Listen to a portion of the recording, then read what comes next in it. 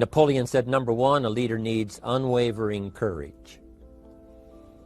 And I don't know if I totally agree with the unwavering part of this or not, because sometimes our courage does waver a little. Bend but not break. Courage mounts up, and then sometimes we have the doubts that creep in, and we reach a little deeper to find that courage that overcomes our doubts and our fears. So I would probably debate a little bit with Napoleon on this unwavering courage, because sometimes courage does waver. But as long as it stays, as long as in the end there it is to serve you, the courage to do what you didn't think you could do, the courage to step into territory that might be a little unfamiliar, the courage to talk to somebody you don't know, the courage to attempt conducting a meeting, the courage to give your first testimonial, the courage to, solve problems you couldn't solve before, that kind of courage. The courage to stand up when it's sort of dark in your corner, the courage to do it when it isn't going your way, seemingly. The courage to try to have a good day in the midst of a bad day. That kind of courage. Wavering a little at times, yes, because we all have doubts that attack us. We all have small fears that creep in. That is the nature of life. But that's what faith is all about. That's what courage is all about. To serve us when our doubts will not serve us well. Faith to overcome fear, and courage to overcome our doubts. But that is a good quality, a good attribute for a leader, and that's unwavering courage. Second, Napoleon said, self-control. That, of course, is the very essence of life itself, is self-control. Because we all have this warfare going on. It's going on in the world, the warfare between liberty and tyranny. In our own body, the warfare between health and illness. The struggle is on. The struggle between light and darkness. The struggle between good and evil. I call it opposites in conflict. And as soon as you're born into the world, as soon as you find yourself and discover yourself on this spinning planet headed somewhere, you know that this exists. To be a civilized society, we must drive the dark side of our nature into a small corner and let the positive side flourish. Early, we must learn to exercise self-control. Power is a wonderful thing, but it must be exercised properly. It must be exercised to benefit and not to destruction. So self-control is certainly necessary to be a strong leader, so that you can become the best example. The example of having your temper well managed, to having that dark side of your nature under control.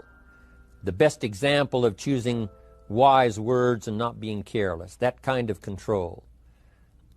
Control of your appetite, control of your desires, so that they fit into the positive side of life and not the negative side. Self-control, very important. Then he said a leader must have a keen sense of justice. How very true. Justice we become familiar with, even when we're small. When certain things that happened or were done to us that something told us that wasn't right. Someone did us wrong. We have that sense of right and wrong, and it starts very early. Then we have to have that sense of utilizing what's right and what's wrong so that we develop this sense of justice, this sense of being fair, this sense of being on the positive side, on the right side. To minimize a person's mistakes, they need to have this sense of justice. We have to have justice when we're building an organization. What's fair, what is a good balance. The marketing system that Mark put together has to be fair for everyone. If you have a customer and you take care of that customer, someone else cannot come along and take that customer. The same is true with the distributor. Certain rules and regulations, so that all of us have a chance to fit within this framework of fairness, justice, and what's right. Otherwise, enterprise cannot work. Otherwise, we have what we call, in a political sense, anarchy, where there is no justice, when might is the order of the day, power is the order of the day, not the law, not the rule, not what's right, but power. And we would all dismiss that. It's been a catastrophe in the last 6,000 years, the governments that resorted to power instead of democracy, that resorted to intimidation instead of freedom. And we all know the terrible toll that that takes. But it takes a toll not only politically in a country or politically around the world, but it takes a toll even in enterprise. It takes a toll in school if a teacher is unfair. It takes a toll in working on a team where someone is unfair, or where the leadership is not fair in the administration of justice. So this is true, a keen sense of justice and what's fair and what's right. Part of this we have to learn as we go. You know, you don't have it all the first year. You haven't got it all the second year, the third year. After all the years that I've, been around, both as a human being and as a business person, we're still, even at these years, trying to decide what's best, what's fair, what's right, to give balance to our life and to build on a firm foundation for the future. So I agree with Napoleon. Good idea. A sense of justice. Here's another one, he said. Definiteness of decision. Indecision is the thief of opportunity. If you don't decide, the opportunity could slip away. If you don't decide what you're going to do today, the day could get away, and you're not very effective. I talked about in my recent travels about time management. Here's one of the best ideas of time management. Don't start the day until you have it finished. Is it possible to finish the day before you start it? And the answer is yes. If you don't finish it to the best of your ability, have some idea, some good plan, sure enough, the day escapes. And in the morning you say, let's see, what should I do now? In the afternoon you say, hey, time's getting away from me, what should I do now? And now most of the day is lost.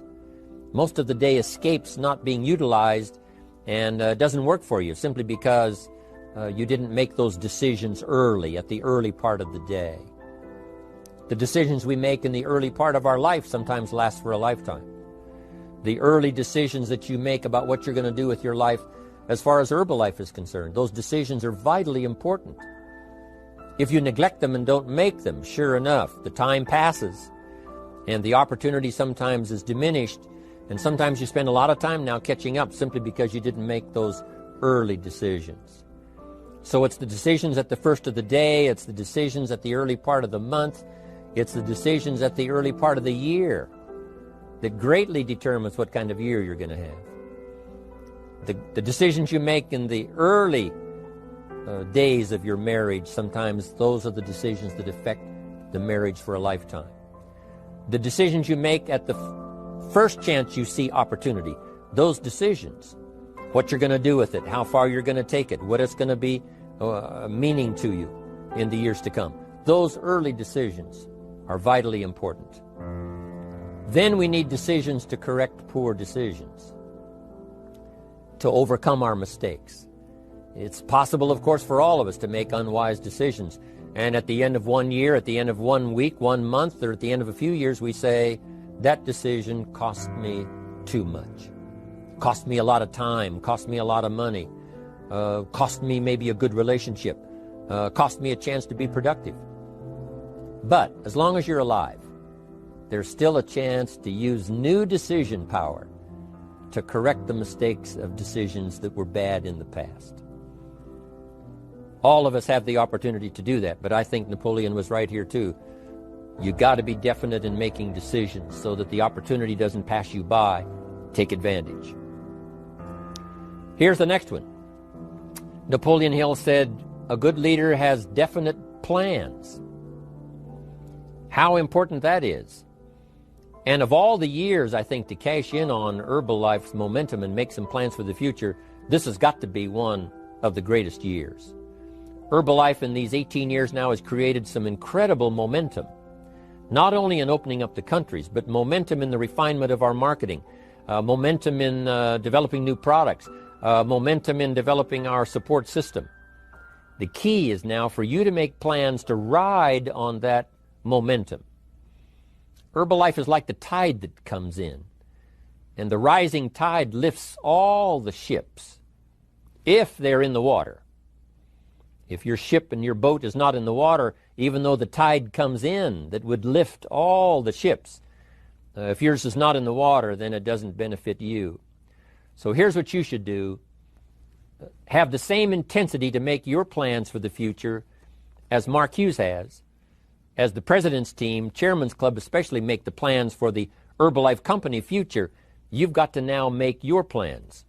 Don't let this momentum pass you by. Don't let this momentum go uncashed in on. Don't let it be like a lost cause for you. And maybe you've, because of the lack of plans, have lost a month or two, or you've lost a week or two, or maybe you've lost a year, and you were 10% effective instead of 100%. Now's the time to change all that and start making some plans. Your Herbalife plans, they're vitally important.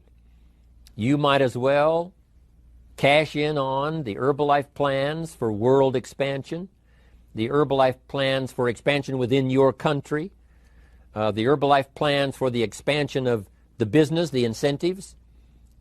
Cash in on that, capture that, and say, I've got to have some plans that match Herbalife.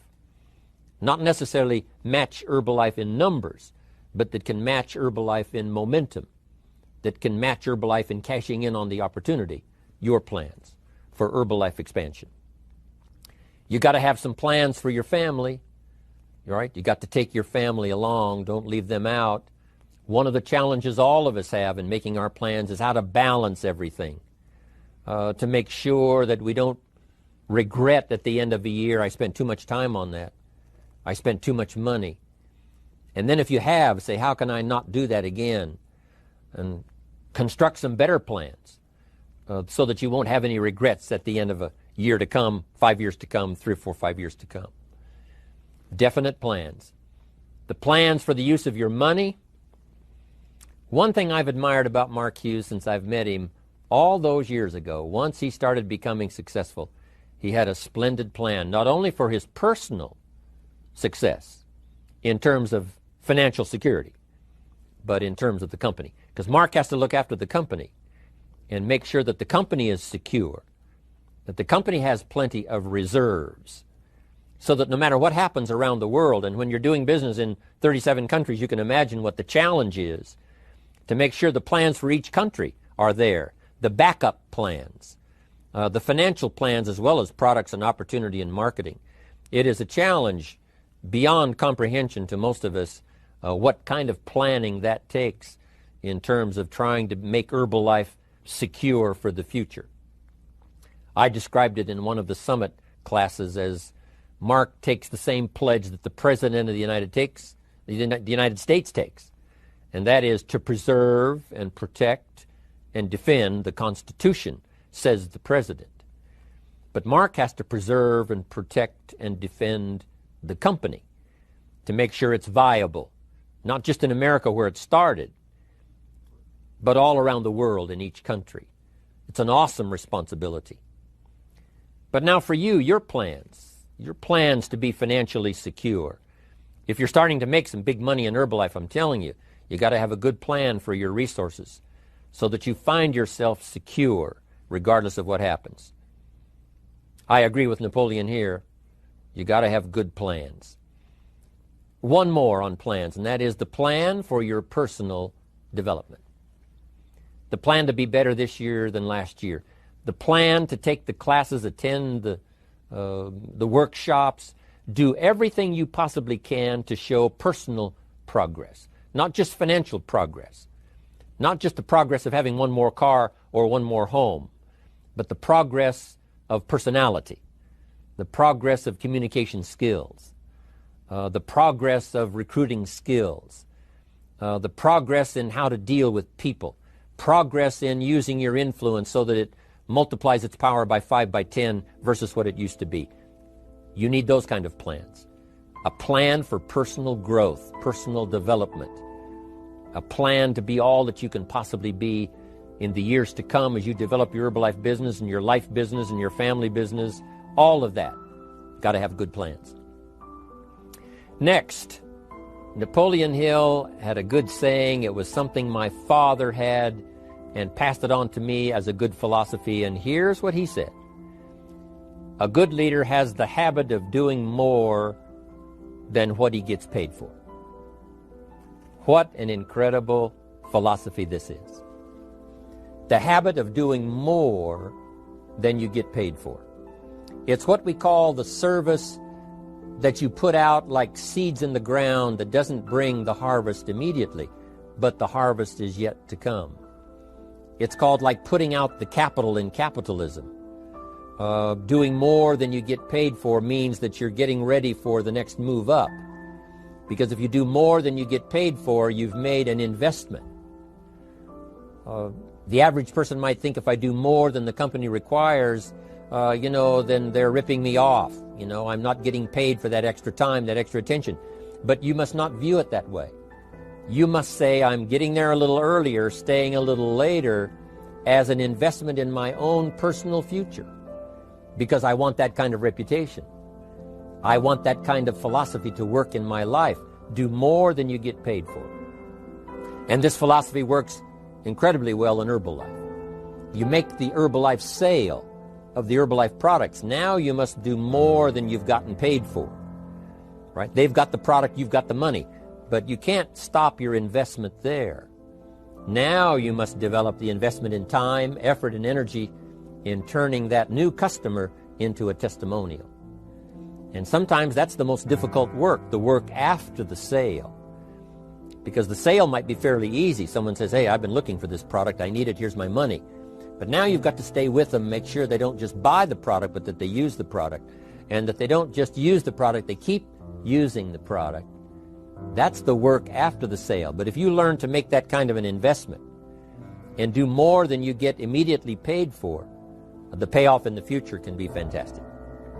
Because as we all know in Herbalife, what really pays off is not a sale of the product. What really pays off is a testimonial. A testimonial that gives you more sales than you can keep up with. A testimonial that takes you places you could never go by yourself, introduces you to people you'd never see on your own. That kind of investment is so powerful. So you do more than you get paid for up front. It's happened for me, making the investment. When I first started lecturing 36 years ago, I talked to high school classes, college classes, service clubs, and I gave it all away. I went and talked for free. Someone said, Mr. Rohn, would you come and do this breakfast talk? I said, sure. Could you do this luncheon talk for this service club? I said, of course. And all of that in the beginning was for free. Primarily because I'd made my fortune. I didn't need the money, but I did it for free. But look what it's made for me by giving that kind of service in those early days. And finally it led to business and led to an enterprise. And I was giving the seminar all those years ago here in Los Angeles, and Mark Hughes was in my audience. So what you don't get paid for, don't worry about that. Just render the service with the vision of the future that it'll come back multiplied if you have this kind of habit, this kind of philosophy.